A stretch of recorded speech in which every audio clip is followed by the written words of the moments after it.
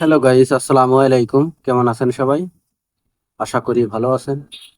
Guys, আজ আপনাদেরকে নিয়ে আসলাম আমার সেই ছোট সংগ্রহ করা চারা আনার গাছগুলোর কাছে। চারাগুলো আমি কয়েকদিন আগে সংগ্রহ করেছি। এই যে 8 লিটার বালতিতে রোপণ করে দিয়েছি।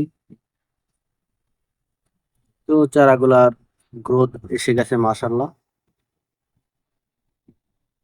তো আমার এই গাছগুলা সবই গ্রাফটিং এর চারা। এই দেখতে পাচ্ছেন 8 লিটার বালতি, কালো বালতি, তাকে আমি টব হিসেবে ব্যবহার করেছি।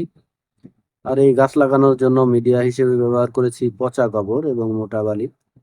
এটা গ্রানাডা, উচ্চ ফলনশীল একটি জাত। দেখতে পাচ্ছেন গ্রাফটিং এর চারা, প্রায় 2 ফিট থেকে 2.5 ফিট উচ্চতা এসে গেছে। কিছু চারা 3 ফিটও এসে গেছে। তো গ্রানাডা সবাই জানে যে এটা খেতে খুবই সুমিষ্ট এবং উচ্চ ফলনশীল একটি জাত।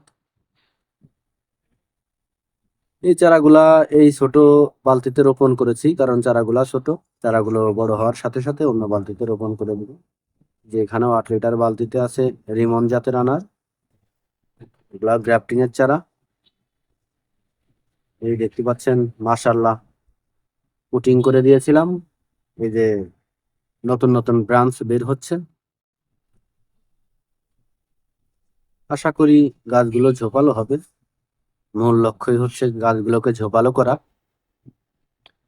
এটা হচ্ছে পেরু কিং। এই জাতের আনারও খেতে মিষ্টি এবং খুবই দারুণ একটা ফল। কালার এবং সাইজ বেয়ারিং গুলো খুব ভালো। এটাও মাশাআল্লাহ বেশ ভালো গ্রোথ। আশা করি খুব তাড়াতাড়ি গাছগুলো বড় হবে। সবগুলো গাছই আলহামদুলিল্লাহ খুব ভালো গ্রোথ এসে গেছে।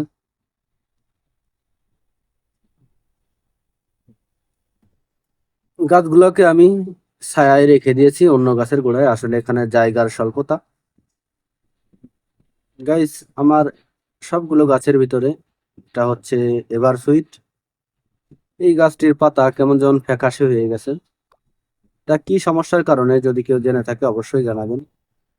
কোন ধরনের সার ওষুধ প্রয়োগ করলে, স্প্রে করলে অথবা মাটিতে দিলে গাছটি ভালো হবে, সবুজ শ্যামল হবে, অবশ্যই জানা থাকলে জানাবেন। এই গাছটি কেমন যেন এই দেখতে পাচ্ছেন পাতাগুলো ফ্যাকাশে, জানি না কিসের কারণে। যদি কারো জানা থাকে জানাবেন। এই যে এটা হচ্ছে অস্ট্রেলিয়ান বিগ। এটা ফলের সাইজটা অনেকটা বড়, গ্রাফটিং এর চারা। এই গাছটিও মাশাআল্লাহ বেশ গ্রোথ। দেখতে পাচ্ছেন পুনিং করে দিয়েছি যাতে গাছগুলো ঝোপালো হয়। আসলে গাছগুলোকে আমি ছায়ায় রেখে দিয়েছি। এখানে বারবারই একটা যে কথা বলি, যেটা হচ্ছে জায়গার স্বল্পতা।